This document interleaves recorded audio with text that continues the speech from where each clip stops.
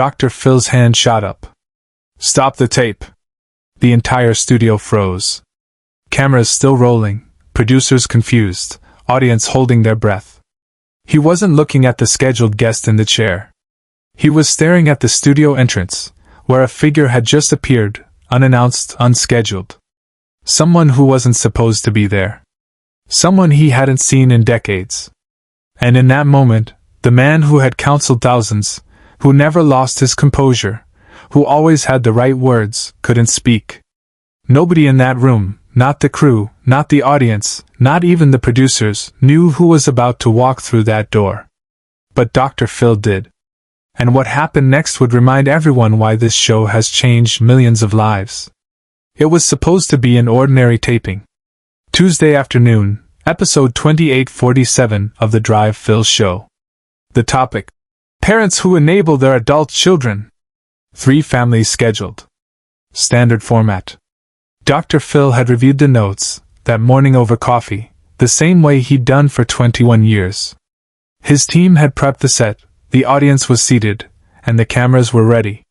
But at 2:47 p.m., something happened that wasn't in the rundown. Sarah Mitchell, the stage manager, noticed it first. A man in his early 40s standing near the backstage entrance, holding a small framed photograph. He wasn't on the guest list.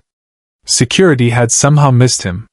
He was wearing a simple button-down shirt and jeans, his hands trembling slightly as he clutched that frame. Sarah moved toward him, ready to escort him out, but he looked at her with tears in his eyes and said 5 words. "I need to see Phil." The way he said, "Phil," not Dr. Phil, not the doctor, just Phil, made her pause. "Do you have an appointment?" Sarah asked, following protocol. "No," the man said. "But he'll remember me. Tell him it's about Austin. Tell him it's about 2001. Sarah hesitated. They were live to tape. 3 families waiting. A full audience. But something about this man's face, the desperation mixed with hope, made her pick up her radio. "We have a situation," she whispered to the production booth. "Subscribe and leave a comment, because the most powerful part of this story is still ahead." Meanwhile, on stage, Dr. Phil was midway through his first segment. A mother was crying, explaining how her 32-year-old son refused to work and lived in her basement. Dr. Phil leaned forward in his chair, doing what he'd done thousands of times, asking the hard questions, cutting through excuses, demanding accountability. The audience was engaged. The mother was breaking down. It was textbook Dr. Phil. Then his earpiece crackled. "Phil, we have someone backstage. Says his name is connected to Austin, 2001. He's asking for you." Dr. Phil's face changed. Not dramatically. Most people wouldn't have noticed. But his longtime producer, Carla Pennington, saw it from the control room. She'd worked with him for 18 years and had never seen that expression before. It was recognition mixed with disbelief. He continued the segment, but something had shifted. His questions became slightly more distracted. He wrapped the interview faster than usual. "We're going to take a break," he announced to the audience. "When we come back, we'll hear from our second family." The moment the break sign lit up, Dr. Phil stood and walked off stage without a word. The audience murmured. The crew exchanged confused glances. Carla spoke into her headset. "Phil, what's happening?" Dr. Phil didn't respond. He walked straight to the backstage entrance where the man was waiting. They stood there, 10 feet apart, staring at each other. "Michael?" Dr. Phil's voice was barely a whisper. "Hi, Dr. Phil," the man said, and then his voice broke. "I mean, Phil. You told me to call you Phil." Dr. Phil paused mid-sentence. The studio went completely silent. 23 years earlier, in 2001, Dr. Phil's show was still new. He was still finding his rhythm, still figuring out how to translate his tough love approach to television. One of his first guests was a teenage boy named Michael Chen, 17 years old, addicted to methamphetamine, kicked out of 3 schools, and arrested twice. His mother had begged Dr. Phil's producers to intervene. Michael came on the show angry, defensive, full of excuses. Dr. Phil didn't coddle him. He confronted him with the brutal truth.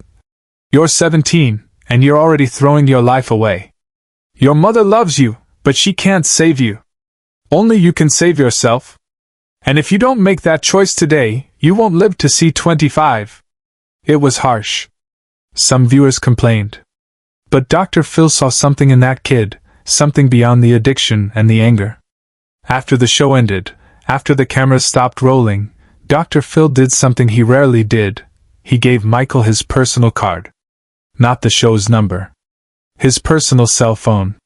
Call me, Dr. Phil had said. Not the show. Me. If you decide you want to fight for your life, call me. Michael never called. Days turned into weeks, weeks into months.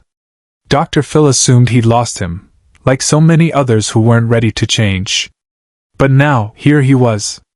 23 years later. Standing in the backstage hallway, holding a photograph. I never called you, Michael said, tears streaming down his face. I wanted to. So many times. But I was ashamed. I thought you'd forgotten about me. I never forgot, Dr. Phil said quietly. Not you. Not Austin. Austin was Michael's younger brother. He'd been 12 years old when Michael appeared on the show, sitting in the front row of the audience, watching his older brother self-destruct. Dr. Phil had looked at Austin during that taping and said, Your brother's choices aren't your fault. You can love him, but you can't save him. Michael held up the photograph. It was a picture of two boys, maybe 8 and 14 years old, at a baseball game, smiling, arms around each other. Austin died 6 years ago, Michael said. Overdose. He started using when he was 19. He said he wanted to understand what I was going through. He thought if he tried it, he could help me. But it took him instead. The hallway went silent. Even the crew members who had gathered nearby, pretending to adjust equipment but clearly listening, stopped moving. I got clean for months after that show, Michael continued. Not because I called you. Because I couldn't get your words out of my head. Only you can save yourself. I went to rehab. It took 3 tries, but I made it. I've been sober for 22 years, 7 months, and 14 days. I have a wife. I have 2 daughters.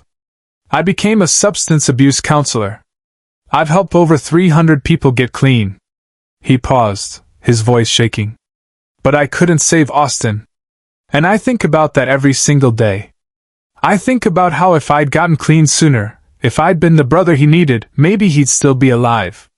Off camera, Dr. Phil made a choice no producer expected. Come with me, Dr. Phil said. What? Michael looked confused. Come with me. Right now. Dr. Phil turned to Carla, who was standing nearby. Clear the next segment. I don't care who is scheduled. This is what we're doing. Phil, we have 3 families waiting, Carla said. We're live to tape. We can't just. We can and we are, Dr. Phil said, his voice firm but not angry. This is why we do this show. This. Right here. Not the ratings, not the schedule. This. He turned back to Michael. You came here to thank me. But I need you to hear something, and I need that audience out there to hear it too. Will you come out there with me? Michael hesitated. I'm not prepared. I don't know what to say. You don't need to be prepared, Dr. Phil said. You just need to be honest. 2 minutes later, Dr. Phil walked back onto the stage. The audience, which had been chatting during the extended break, fell silent. Something about his demeanor was different. More serious. More personal. Ladies and gentlemen, Dr. Phil said, something just happened backstage that I need to share with you. 23 years ago, I met a 17-year-old kid who was destroying his life with drugs. I gave him my card and told him to call me if he wanted help. He never called. I thought I'd lost him. But today, he walked into this studio. He gestured toward the entrance. Michael, come out here. Michael walked onto the stage, still holding the photograph. The audience didn't know whether to applaud or stay silent. They sensed this wasn't a typical segment. Dr. Phil motioned for Michael to sit in the chair opposite him. "Tell them," Dr. Phil said gently. "Tell them what you told me." Michael took a deep breath and began to speak. He told the audience about his addiction, about the show in 2001, about Dr. Phil's words that haunted him until he finally got clean.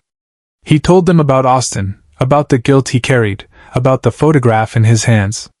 "I came here today," Michael said, his voice steady now, "because I needed Dr. Phil to know that his words saved my life. But I also needed to hear him tell me something I've been too afraid to ask myself: was it my fault that Austin died?" The studio was absolutely silent. You could hear the air conditioning humming. Dr. Phil leaned forward. "Michael, look at me." Michael lifted his eyes. "Austin's death was not your fault," Dr. Phil said, his voice firm but compassionate. "You didn't put those drugs in his hand. You didn't make that choice for him. He made a tragic decision based on love, based on wanting to understand you, but it was his decision. And I know that doesn't make the pain go away. I know you'll carry that for the rest of your life. But you cannot carry the blame." Michael's shoulders began to shake. 23 years of guilt, of wondering, of what-ifs came pouring out. But what happened next is something no one in the room, or watching at home, saw coming. Dr. Phil stood up. He walked over to Michael's chair and did something he rarely does on camera. He hugged him. Not a brief, professional hug. A real embrace. The kind of hug a father gives a son. The audience, which had been holding its collective breath, erupted. Not in applause, but in tears. People were standing, crying, hugging each other. "You didn't just survive," Dr. Phil said, still holding Michael. "You turned your pain into purpose. You've saved 300 lives. Austin would be so proud of you. And I'm proud of you." When they finally pulled apart, Dr. Phil turned to the audience. "This is why we do this show. Not for the spectacle. Not for the drama. For moments like this. For second chances. For redemption." He looked back at Michael. "I want you to do something for me. I want you to take that photograph of you and Austin, and I want you to put it somewhere you'll see it every day. And every time you see it, I want you to remember, you didn't fail him. You honored him by living the life he didn't get to live." Michael nodded, unable to speak. Dr. Phil reached into his jacket pocket and pulled out a small card. "This is my personal number. Same one I gave you 23 years ago. You didn't call me then, and that's okay. But I want you to have it now. Not because I think you need me, but because I want you to know the door is always open." The cameras captured it all. The tears, the embrace, the photograph, the card. It wasn't scripted. It wasn't planned. It was real. After the taping ended, after the audience had filed out and the crew had begun breaking down the set, Dr. Phil and Michael sat backstage for another hour. They talked about Austin, about recovery, about the 300 people Michael had helped. Dr. Phil called his own son, Jay, who was also in recovery advocacy, and connected him with Michael. "You know what the hardest part of this job is," Dr. Phil said to Michael before he left. "It's not the long hours or the difficult conversations. It's wondering about the people I couldn't reach. The ones who walked off this stage and I never heard from again. I think about them all the time. I wonder if I said the right thing, if I pushed too hard or not hard enough. You gave me a gift today, Michael. You let me know that sometimes, even when I think I've failed, the words still matter." Michael left the studio that day with more than just closure. He left with a renewed sense of purpose. Dr. Phil's team connected him with resources to expand his counseling practice. Within 6 months, Michael had opened a treatment center in Austin's name. Within 2 years, he'd helped over 500 more people get clean. The episode aired 3 weeks later. It became one of the most watched episodes in the show's history. Not because of drama or conflict, but because of hope. Because it showed that change is possible, that redemption is real, that the words we speak matter more than we know. Share and subscribe. Make sure this story is never forgotten. Dr. Phil keeps that photograph on his desk now. The one of Michael and Austin at the baseball game. He looks at it when he's tired, when he's frustrated, when he questions whether this work still matters. It reminds him why he started. It reminds him that every person who sits in that chair, no matter how lost they seem, has the potential to turn their life around. Not everyone does. Not everyone is ready. But some are. And for those people, for Michael and the hundreds of lives he's touched, for every family still fighting, every addict still struggling, every person who thinks it's too late, this moment proves it never is. Sometimes the most powerful thank you comes decades later. And sometimes stopping the tape is exactly what needs to happen.